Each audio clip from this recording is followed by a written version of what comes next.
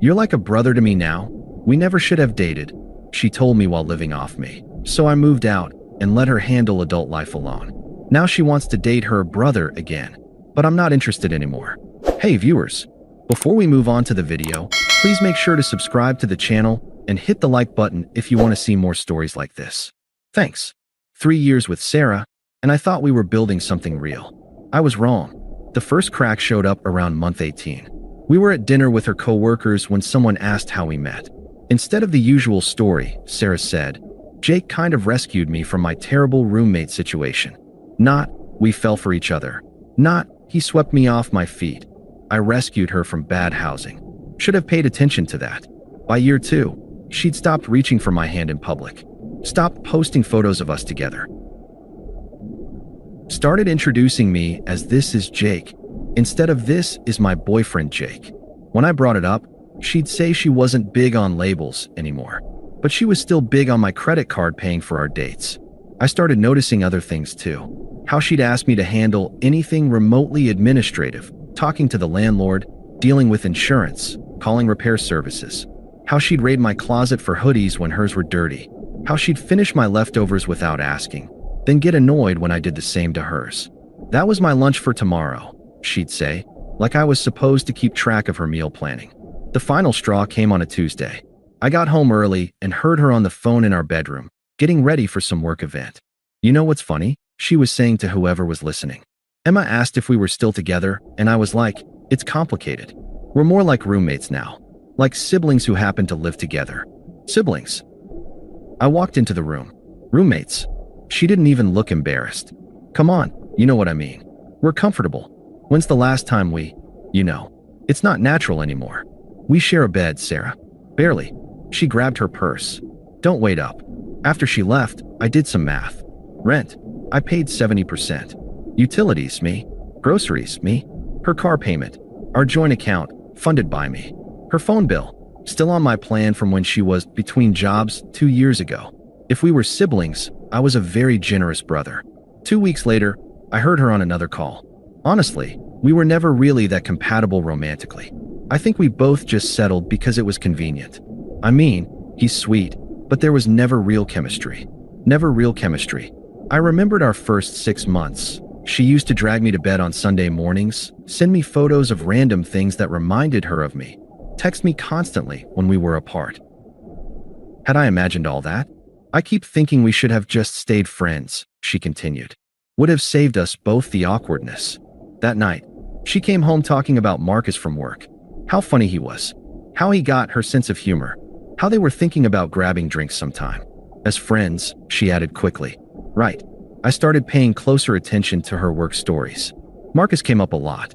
So did after-work drinks, team lunches that ran late, weekend networking events she needed to attend alone. "You wouldn't enjoy it," she'd say. "It's all industry stuff."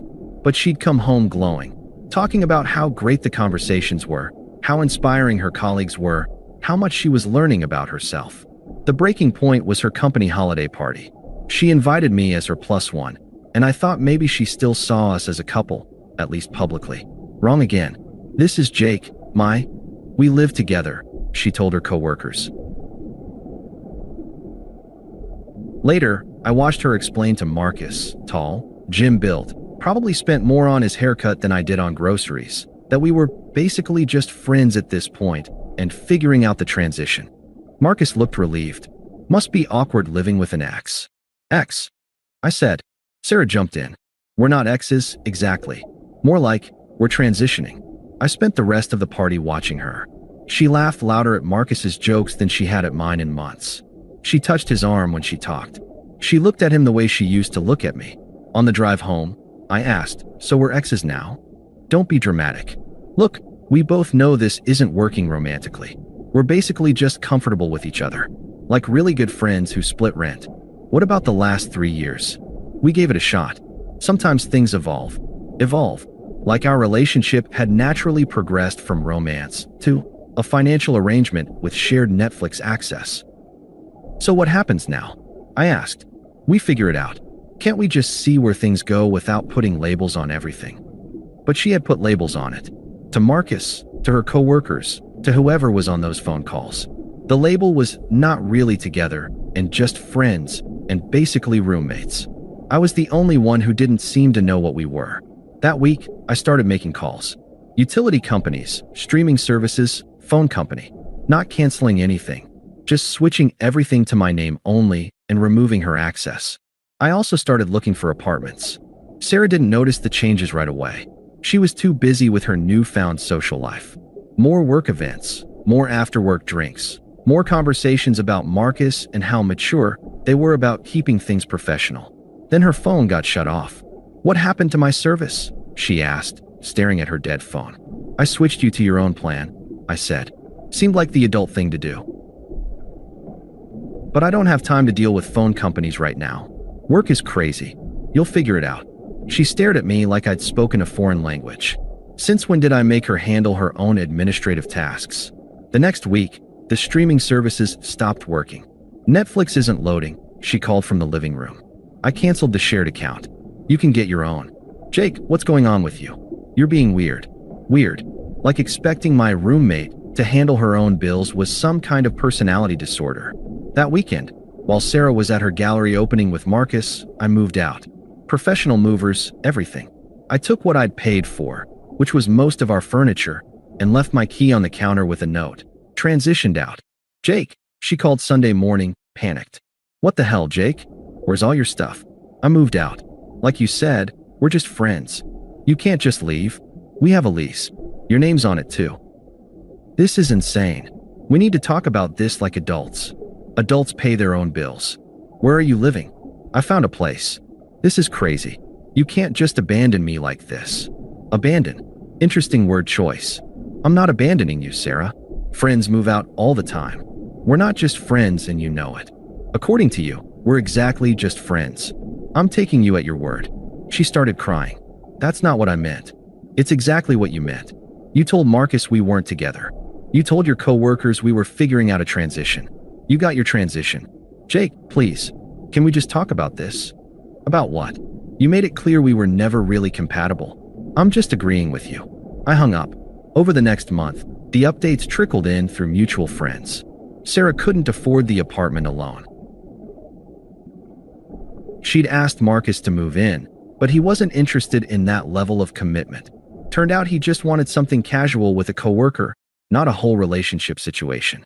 She tried getting other roommates, but the apartment was expensive and she'd already committed to lease terms I'd negotiated. After 2 months of struggling, she had to move back in with her parents.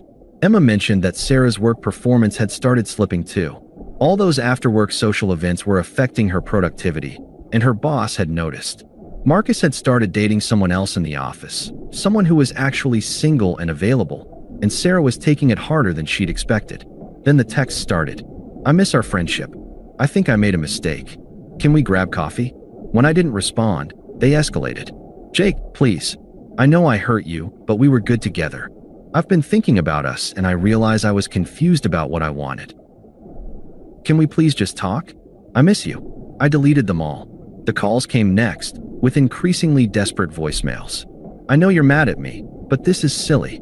We were together for 3 years. That has to count for something. I talked to Emma, and she made me realize I was taking you for granted. I want to fix this. Jake, I'm sorry, okay? I was stupid. Can we please just meet up?" I deleted those too. Finally, she showed up at my apartment on a Saturday morning with coffee and bagels, like we were still together. "We need to talk." "No." She pushed past me into my apartment. "I've had time to think, and I miss what we had." "What did we have?" "We were good together. We balanced each other out. As roommates. As partners. Partners don't tell people they were never really dating." I was confused. I was scared of commitment, and I said stupid things. "You weren't scared of my commitment to your rent payments." Her face fell. "That's not fair. You wanted to explore your options while keeping me as a backup plan. You wanted the benefits of a relationship without the commitment. That's not what I wanted. Then what did you want?" She was quiet for a moment. "I wanted to have my cake and eat it too. I wanted the security of what we had and the excitement of something new." At least she was being honest. "You know what's funny?" I said. "If you just told me you were having doubts 6 months ago, we could have worked on it or ended things cleanly. But you chose to rewrite our history while living off my income. I can be better. With someone else." Jake, please. I love you. You love having someone reliable to fall back on. That's not true. When's my birthday? She opened her mouth, then closed it. What's my favorite movie? What I want to do with my life? What makes me happy? She was crying now, but I felt nothing. You don't know, because you never asked. I was just the guy who handled the boring stuff so you could focus on the fun stuff. I made a mistake. You made a choice. Multiple choices. Now I'm making mine. 3 years, and you're just done. You were done months ago. You just wanted to keep the benefits while you figured out what came next. I need you to leave. She stood up slowly.